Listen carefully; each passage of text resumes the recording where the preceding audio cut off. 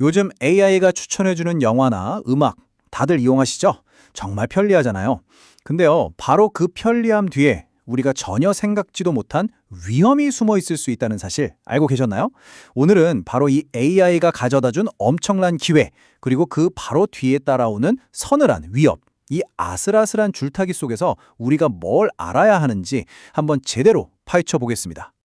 자, 그래서 가장 본질적인 질문을 던져봐야 합니다. 과연 우리는 인공지능을 정말로 믿어도 괜찮을까요? 이게 생각보다 간단한 문제가 아니거든요. 지금부터 그 이유를 저랑 같이 한번 찾아보시죠. AI는 정말 딱 양날의 검 같아요. 한쪽에는 산업, 의료, 금융, 사회 전반을 바꿔놓을 엄청난 혁신의 기회가 있죠. 그런데 다른 한쪽에는 데이터 신뢰성 문제부터 시작해서 우리 사회의 불평등까지 생각보다 훨씬 무거운 위험들이 도사리고 있습니다. 기회와 위험, 이 둘 사이의 균형을 어떻게 잡아야 할까요? 자, 그럼 본격적으로 AI 리스크라는 판도라의 상자를 한번 열어볼까요? 이 안에는 크게 세 가지 위협이 숨어 있습니다. 지금부터 하나씩 파헤쳐 보겠습니다. AI 리스크, 크게 보면 딱 세 가지로 나눌 수 있습니다. 첫째, AI 시스템 자체를 공격하는 기술적인 위험, 바로 보안 리스크고요. 둘째, 우리 개인정보를 노리는 프라이버시 리스크, 그리고 마지막으로 사회 전체의 공정성을 흔들어 버릴 수 있는 사회적 리스크가 있습니다.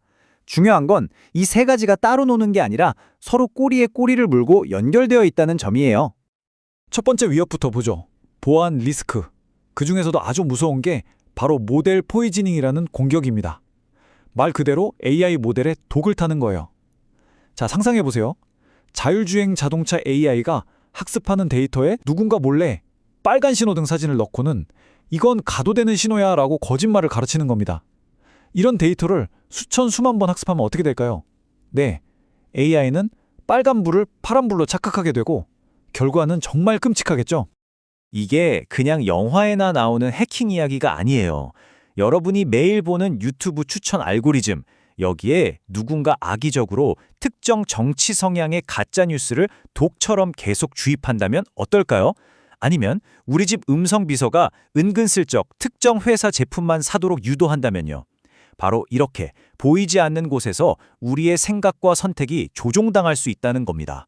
정말 소름 돋는 일이죠. 자, 두 번째는 프라이버시 리스크입니다. 사실 AI는 우리 데이터를 먹고 자라는 존재잖아요. 근데 문제는 얘가 뭘 먹어야 할지, 뭘 뱉어내야 할지 구분을 잘 못한다는 거예요. 불필요한 개인정보까지 싹 다 수집하거나 학습했던 민감한 정보를 갑자기 툭 뱉어낼 수도 있죠. 그런데 진짜 무서운 건 따로 있습니다. 바로 딥페이크예요. 내 얼굴, 내 목소리를 그대로 복제해서 사기를 치거나 가짜 영상을 만드는 거죠. 이건 그냥 내 정보가 새어나가는 수준이 아니라 말 그대로 나라는 존재 자체가 도용당하는 겁니다.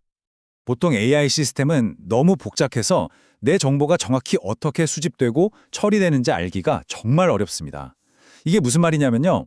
내 정보가 어떤 블랙박스 안으로 들어갔는데 그 안에서 무슨 일이 벌어지는지 개별자조차 완벽하게 설명하기 힘들다는 뜻이에요.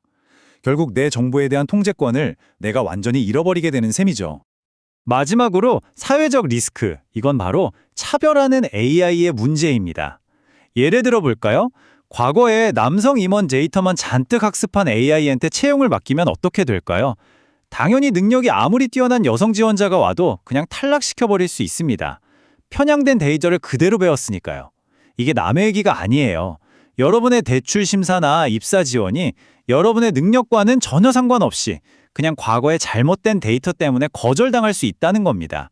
이건 개인의 문제를 넘어서서 사회 전체의 불평등을 더 깊게 만드는 아주 심각한 위협입니다. 자, 이렇게 무서운 위험들을 그냥 보고만 있을 순 없겠죠?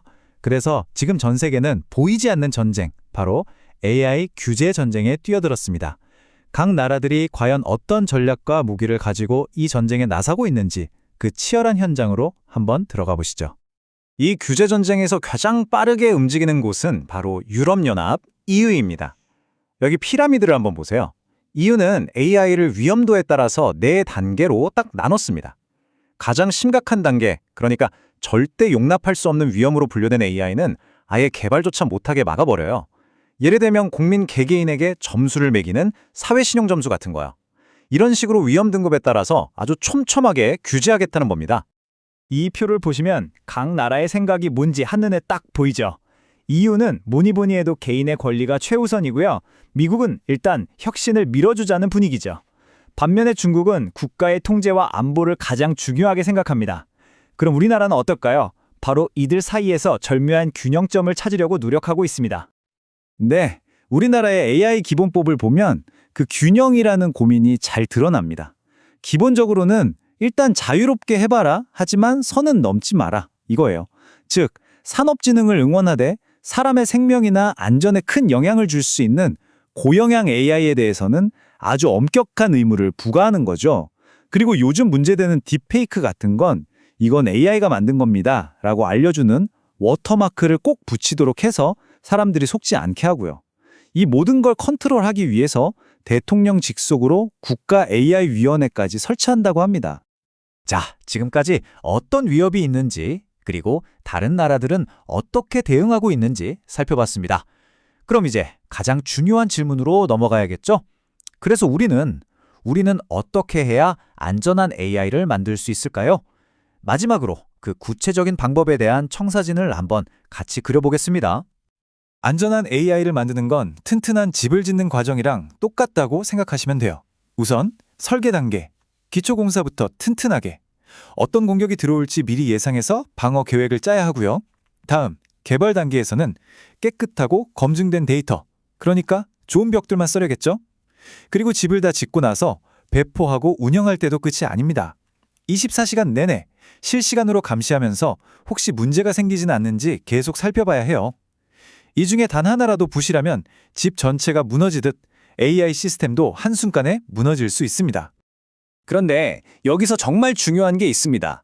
아무리 기술적으로 완벽한 시스템을 만들어도 그것만으로는 절대 안전한 AI를 만들 수 없다는 사실입니다. 결국 기술을 올바르게 이끌어줄 법과 제도가 튼튼하게 받쳐줘야 하고요. 무엇보다 이런 AI는 괜찮고 저런 건 안 된다는 우리 모두의 사회적인 합의가 있어야만 합니다. 이 세 가지가 함께 가야 하는 거죠. 자, 오늘 이야기의 마지막입니다. 결국 안전한 AI를 위해서는 기술, 법, 그리고 사회라는 세 개의 기둥이 필요하다는 걸 알게 됐습니다. 그렇다면 여러분은 어떻게 생각하시나요?